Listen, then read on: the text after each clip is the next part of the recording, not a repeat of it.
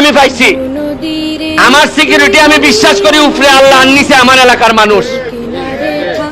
অন্য কেউ হইলেও তো আজকে মাঠও আইল না, আমি মাঠও আইছি।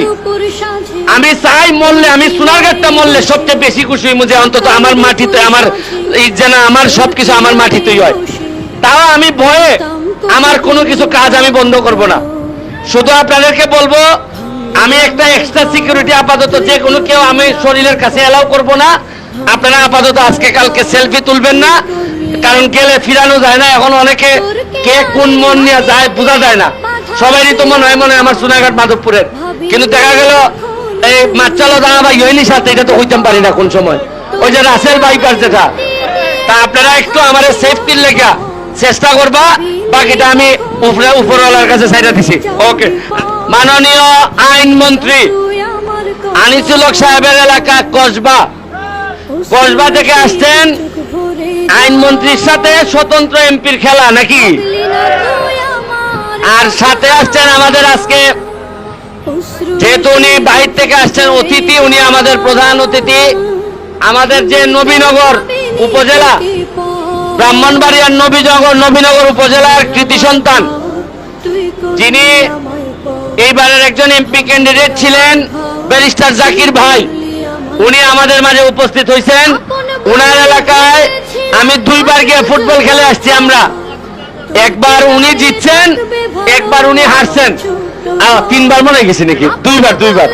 তো যাই হোক, আজকের রেজাল্টটা কি হয় বুঝি না, তবে এদের প্লেয়ারদের লক্ষণ দেখা যাইতেছে এরা একটু তাজা মনে হইতেছে বেশি, কারণ আইনমন্ত্রীর এলাকা তো, আইনমন্ত্রীর এলাকা হওয়াতে এরা হৃষ্টপুষ্ট।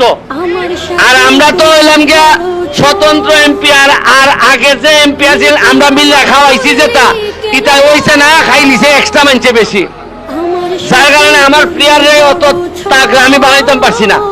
তারপরও সোনারঘাটটা বলে 80-90 টাকা তুলা নানি, আমি আমার টিমরে কইরে ভাই সাইডনা বালা করে দৌড়ে রাখো, আর আমি এমপি যাবে আর বেশি দিন মনে হয় খেলতে পারতাম না। এদিন আমার দাঁত ভেঙে গেছিল সামান্য লেগে, কিভাবে দাঁত ভাঙলে এমন উনি মারছে, এরপরে দাঁত ভাঙবায় শেখ হাসিনা কইবা কি তার দাঁত কিরা ভেঙে দিছে তোমার, এবার এই জবাব আমি দিতে পারতাম না। আমি চেষ্টা করে যাইতেছি মাঠও থাকিয়া আপনাদের লেগে ভালো ভালো খেলা আমি উপহার দিতাম চাই। আমি এখানে আছে আমাদের জাপানি মালিক ভাই লোকে আমার আপন ভাই হইতে দিবা। আপনি এই একটা মাত্র লোক, যে কোনো ব্যাপারে মানছে মনে করে এমপির দ্বারা গেলে কিছু মিলবো, আর আমি মনে করি মালিক ভাইয়ের কাছে গেলে কিছু মিলবো। এই লোকে মালিক ভাই, আমরা একটা আপনার আনন্দের লাগিয়া, সোনারঘাট মাধবপুরের আনন্দের লাগিয়া আগামী 10 তারিখ থেকে আমরা একটা আমন্ত্রণমূলক গোল্ড কাপ হোক অথবা 2 লাখ টাকা প্রথম পুরস্কার, আমরা আমন্ত্রণমূলক মিনিমাম 10 থেকে 15টা জেলারে আমরা দাওয়াত দিব। এই সোনারঘাটের মাঠে এবং মাধবপুর স্টেডিয়ামে খেলা হবে। আত্মালি দেও না, অত টাকা খরচ হইব আমার।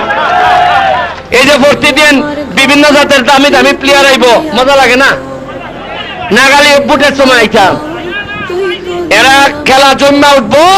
সোনারঘাটে কইসলাম নির্বাচনের আগে আকাশে বাক্যে উঠবো, আর নিচে খালি বলের গাছ থাকবো, এরপরে মাঠও খালি খেলা হইব, গ্রামে গ্রামে ফুটবল থাকবো। কইসলাম নি সবাই বাড়তেছে সোনারঘাট, খালি কমতেছে বাটপারের সংখ্যা, কারণ এরা দেখছে ব্যারিস্টার এমপি ঘুষ খায়ও না, তার সাথে কেউ খাইলে জাগাত তালাক। আমার সাথে চলে না সই, কেউ হইয়া দিছে ওসি ইয়নো, সবাই হইয়া দেওয়া আছে।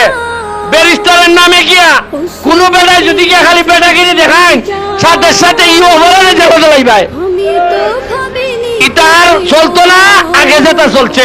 যাই মাঠও আর মারতাম না, আশা করি ভালো খেলা হইব, আপনারা ভালো খেলা উপহার দিবা। আমি এই পর্যায়ে আমাদের জাকির ভাইকে, এই আমাদের শালম ভাইকে 2 কথা, এরপরে জাকির ভাই শেষ করবে। Thank you. আপনারা আমার সাথে কেউ সেলফি তুলতে পারত না, কারণ আমি একটা খবর পাইছি সিরিয়াসলি যে 2-3 দিনের ভিতরে একটা গ্রুপ ঘুরতেছে আমার মারবার লাগি। যেভাবে আমি পাইছি, আমার সিকিউরিটি আমি বিশ্বাস করি উপরে আল্লাহ আননিছে আমার এলাকার মানুষ। অন্য কেউ হইলেও তো আজকে মাঠও আইল না নে।